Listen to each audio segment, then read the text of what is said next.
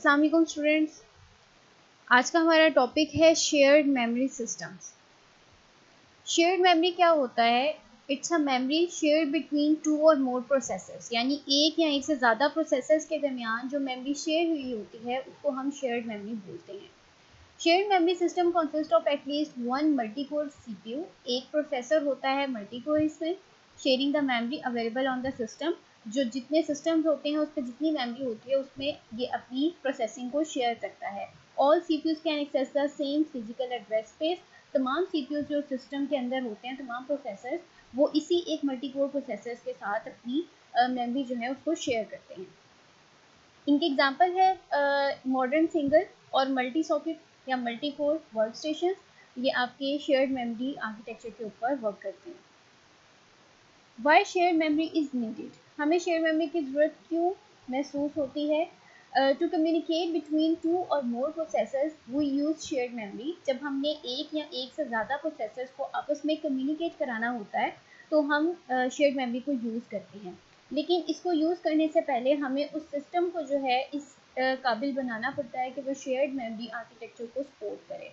तो वो सिस्टम कैसा होना चाहिए जिसमें शेयर्ड मेमोरी जो है आपकी अप्लाई हो सके? Create the shared memory segments or use an already created shared memory segment। आपने जो है memory segment create करना है। shared memory segment जो है उसकी आगे कमांड लिखी हुई है, इस तरीके से आपने उसको create करना है। ठीक, attach the process to the already created shared memory segment. जो आपने प्रोसेस ऑलरेडी है वहाँ पर आपके मौजूद, उसको आपने जो पहले स्टेप में आपने मेमोरी क्रिएट की है उसके साथ अटैच कर दें। ठीक है, उसकी कमांड ये होगी detach the process from the already attach share memory system. फिर आपने उसको डिटैच करना है। अटैच करने के बाद डिटैच की जो है आपकी ये कमांड है और उसके बाद आपने उसके ऊपर कोई ऑपरेशन अप्लाई करना है तो ऑपरेशन के लिए आपकी ये वाली कमांड यूज़ होती है। इसके कैरेक्टरिस्टिक्स क्या हैं? Any processor can directly reference any memory location. कोई भी प्रोसेसर जो है वो मेमोरी लोकेशन को डायरेक्ट एक्सेस कर सकता है। Communication occurs implicitly as result of loads and stores. ठीक है, रजिस्टर्स के ऊपर जो आपका लोड और स्टोर का काम होता है इसमें कम्युनिकेशन आप इजीली कर सकते हो। Location of data in memory is transparent to the programmer and memory में be physically distributed among processors. जो आपका डाटा होता है मेमोरी के अंदर वो प्रोग्रामर को नज़र नहीं आ रहा होता, मतलब उसके लिए ट्रांसपेरेंट होता है मेमोरी के अंदर। ये इसकी एक जो है वो शेयर्ड मेमोरी करेक्टरिस्टिक है और मेमोरी में भी फिजिकली डिस्ट्रीब्यूटेड अमंग प्रोसेसर्स के दरमियान जो है मेमोरी डिस्ट्रीब्यूटेड होती है। आर्किटेक्चर इसका देखें, ये आपके मेमोरी मॉड्यूल्स हैं। आपका इंटरकनेक्शन नेटवर्क है जिसके ज़रिए से आपने दो से ज़्यादा जो सिस्टम्स हैं उनको कम्युनिकेट कराना है और ये आपके प्रोसेसर हैं। ठीक है, तो उसमें आपका एक सिंगल प्रोसेसर भी हो सकता है और मल्टीपल मेमोरी मॉड्यूल्स भी हो सकते हैं।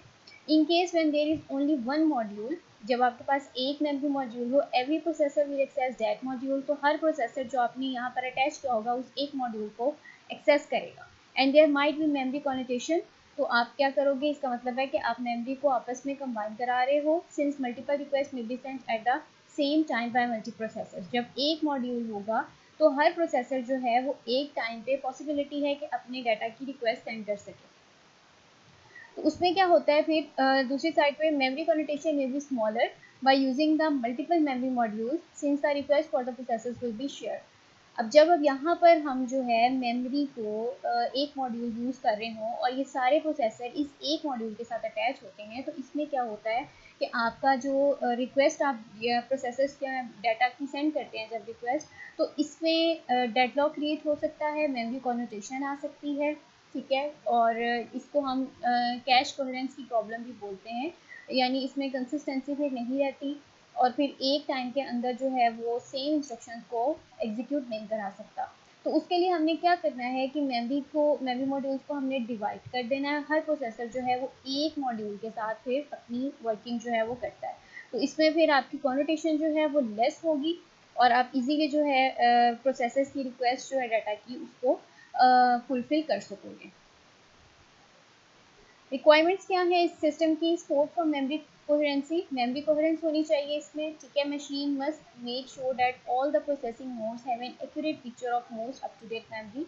मेमोरी जो है वो अप टू डेट होनी चाहिए और एटॉमिक ऑपरेशंस जो हैं डाटा के ऊपर वो परफॉर्म होने चाहिए, ठीक है। Machine must follow for any processor to change data at a time. Non atomic operation जैसे कि one processor request data and before the request is answer and other processor changes that data. तो ये चीज़ जो है ये उसमें नहीं होनी चाहिए। जो आपने एक प्रोसेस दिया है, जिसकी रिक्वेस्ट की है, जब तक वो एग्जीक्यूट नहीं होता तब तक दूसरा जो है आप उस डाटा को चेंज नहीं कर सकते। शेयर्ड मेमोरी की क्लासिफिकेशन है। Shared memory systems are multiport and categorized as follows: uniform memory access, non uniform memory access and cache only memory architecture. Uniform Memory Access (UMA), it's a shared memory is accessible by all processors through an interconnection network in the same way as a single processor access its memory. Shared memory जो है इसमें क्या होता है uniform memory access के अंदर, कि आपकी शेयर्ड मेमोरी जो है वो तमाम प्रोसेसर उसको एक्सेस करते हैं इंटरकनेक्शन नेटवर्क के थ्रू, जो आपने यूज़ किया होता है प्रोसेसर को और मेमोरी मॉड्यूल्स को कनेक्ट कराने के लिए। In the same way as a single processor accesses memory, बिल्कुल उसी तरह से जैसे एक सिंगल प्रोसेसर अपनी मेमोरी को एक्सेस करता है, तो इसमें शेयर्ड मेमोरी को आप तमाम प्रोसेसर जो है वो एक्सेस करते हैं। All processors have equal access time to any memory location. तमाम प्रोसेसर्स का एक्सेस टाइम जो होता है मेमोरी के लिए वो इक्वल होता है, because access to the shared memory is balanced. अब इसमें आपका जो शेयर्ड मेमोरी की रिक्वेस्ट आप डाटा की सेंड कर रहे होते हो तो वो बैलेंस होती है। तो इन सिस्टम को बैलेंस की वजह से ही हम SMT यानी सिस्टमेटिक सिमेट्रिक मल्टीप्रोसेसर भी बोलते हैं। ये इसका आर्किटेक्चर है। ये बस जो है आपका इंटरकनेक्शन नेटवर्क है, और ये आपके कैश मेमोरी है, ये आपके प्रोसेसर्स हैं, और ये आपकी शेयर्ड मेमोरी है जो मेमोरी मॉड्यूल्स हैं। ये शेयर्ड मेमोरी है। तमाम शेयर्ड मेमोरी जो है वो इस वक्त तमाम प्रोसेसर्स के साथ इक्वल टाइम में शेयर हो रही है। हर मेमोरी जो है, हर प्रोसेसर जो है वो इसको एक टाइम में शेयर एक्सेस कर सकता है। नॉन यूनिफॉर्म में क्या होता है, each processor has part of the shared memory attached. Her processor जो होता है उसमें शेयर्ड मेमोरी का कुछ पार्ट होता है, ठीक है। The access time to modules depend on the distance to the processor which results in non uniform memory access time. अब आपका जैसे ये वाला प्रोसेसर है, ये शेयर्ड मेमोरी के करीब है और इंटरकनेक्शन नेटवर्क में इसका कुछ जो है ये पार्ट शेयर कर रहा है इसके थ्रू, ठीक है। इसी तरह से ये वाला प्रोसेसर भी इसका कुछ पार्ट शेयर कर रहा है, और इसी तरह से ये वाला प्रोसेसर भी इसका कुछ पार्ट शेयर कर रहा है। ये जो है पार्ट्स इसके जो मेमोरी की शेयर हो रहे हैं वो हमने इसको इस सुकेयर के साथ जो है वो डिफाइन कर दिया है। तो अब ये वाला जो प्रोसेसर है इसकी प्रोसेसिंग जल्दी हो जाएगी क्योंकि ये इसके करीब है। इसकी ज़रा लेट होगी और इसकी सबसे एंड पर होगी। इन्हीं वजह से, क्योंकि इसमें टाइम डिले आ जाता है, इसको हम नॉन यूनिफॉर्म मेमोरी एक्सेस बोलते हैं। Cache only memory architectures, like NUMA, each processor has part of the shared memory in common. जैसे कि हमने नॉन यूनिफॉर्म में देखा था कि हर प्रोसेसर जो है शेयर्ड मेमोरी का कुछ पार्ट लेता है। कोमा में भी सेम ऐसे ही होता है। COMA requires the data to be migrated to the processor requesting it.